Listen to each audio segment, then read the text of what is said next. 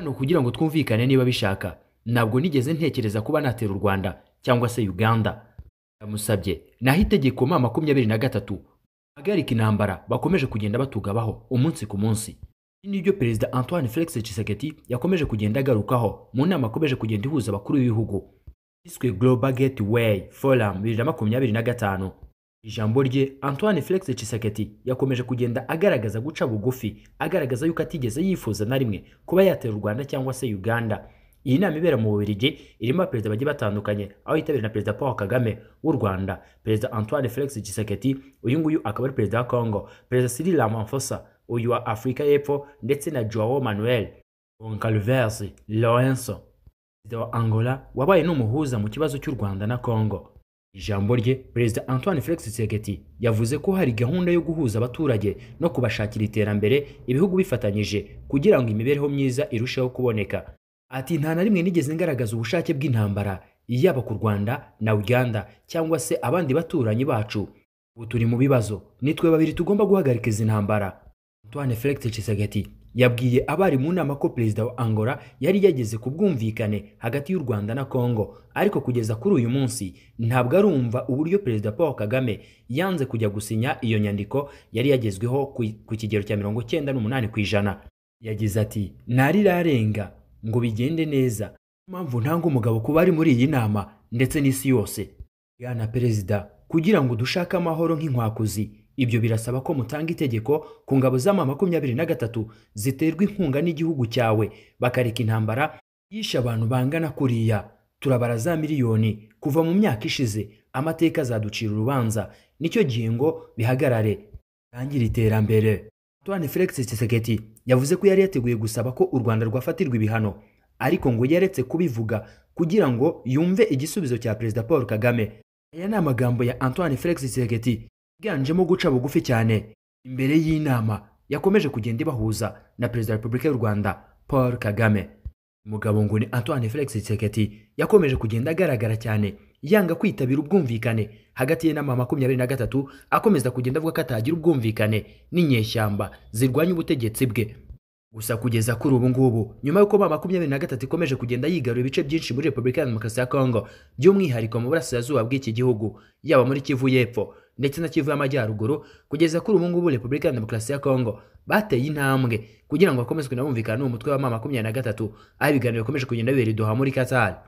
Ubwo benshi mu banyepolitiki ba muri Repubulika ya Demokarasi ya Congo bakomeje kugenda banenga cyane ibya Perezida wabo Antoine Felix Tshisekedi. Kugeza kuri ubu ngubu abepiskopi mu itorero Gatolika, kugeza kuri ubu benshi mu banyekongo bakomeje kugenda baho urwamenyo Antoine Felix Tshisekedi nyuma y'uko hakomeje kugenda hacirwa ubwo bupfa Joseph Kabila. Benshi mu banyekongo harimo abepiskopi bo mu itorero Gatolika bakomeje kugenda bagaruka kuri ibi, bavuga ko nk'igihugu cyifuza amahoro kitakabaye gicira urwo gupfa Joseph Kabila, tahubwo kuri ubu ngubu bisa nkaho mukomeje kugenda mwifuza intambara. Mu gihe witwa Francine Muyumba utajya imbizi ni ubutegetsi bwa Tshisekedi wahoze ari senateri akaba n'umunyamategeko, yanenze uburyo RDC ikoresha diplomasi mu gukemura ibibazo by'umutekano n'ibya politike. Uyu mugore w'imyaka 38 asanzwe ari umutegetsi wo ku rwego rwo hejuru mu ishyaka ry'uwahoze ari Perezida wa Repubulika ya Congo Joseph Kabila.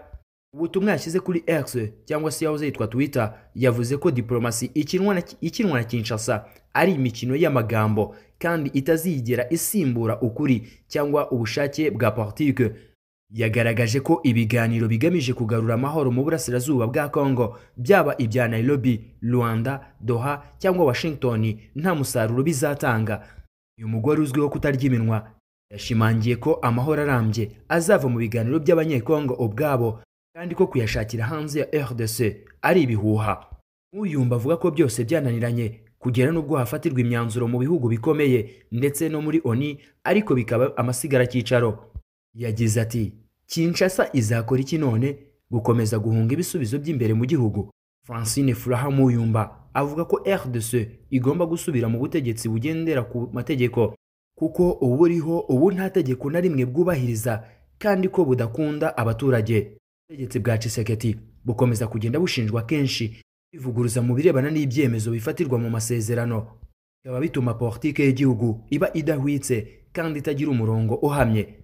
Ubwo ariko kandi bimeze gutyo, mu burasirazuba bwa Repubulika ya Demokarasi ya Kongo muri Kivu y'Amajyepfo, Shabunda ikaba isumbirijwe n'inyeshyamba za M23, aho kugeza kuri ubu ngubu M23 yateye intambwe yinjira muri centre ya Shabunda. Ikerera rwo muri iki gitondo nibwo centre ya Shabunda yinjiwemo n'abarwanyi ba M23 baje gufata hitwa Nyarubemba. Uyu ni umwe mu midugudu igize Shabunda, aho kugeza kuri muri iki gitondo bamwe mu baturage bari bakomeje kugenda bahunga, gusa M23 igakomeza kugenda ibahumuriza ibabwira ko nta kibazo, nta mpamvu yo guhunga, ko abacunguzi bahageze aribo M23. Giye kandi ku mirwano yatangiye ku munsi wo kuwa mbere yabereye mu gace ka Ruhago, ikomereza no mu tundi duce M23 yakomeje kugenda yigarurira turi muri teritwari ya Kabare. Ahangaha ni Ruhago, Ilenga, Muryamba, Mwengelela na Lubuhu. Aha niho yakomeje kugenda yigarurira. Utu duce n'utuwo muri teritwari ya Kabare isanzwe ihana imbibi na Kalehe ndetse na Bukavu.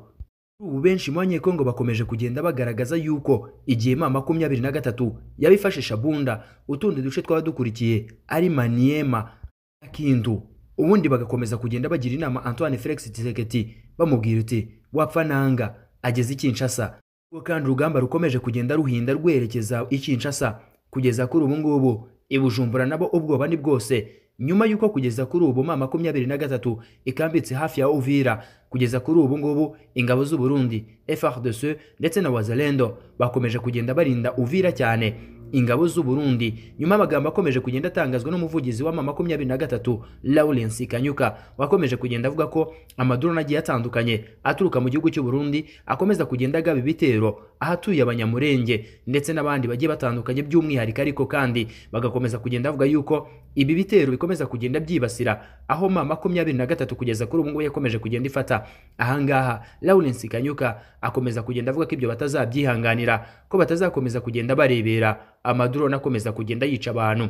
Ibingi bigeze kuri leta y'u Burundi bakomeje kugenda avuga yuko n'ubundi bari babyiteze ko urari urwitwazo kugira ngo M23 ibe yakomeza kugenda iboneraho igaba ibitero Bujumbura, aho kugeza kuri ubu ngubu Bujumbura iri mu cyoba cyinshi cyane. Kugeza kuri ubu ngubu Bujumbura biravuga ko amadrone agiye atandukanye ari akomeje kugenda acunga imipaka.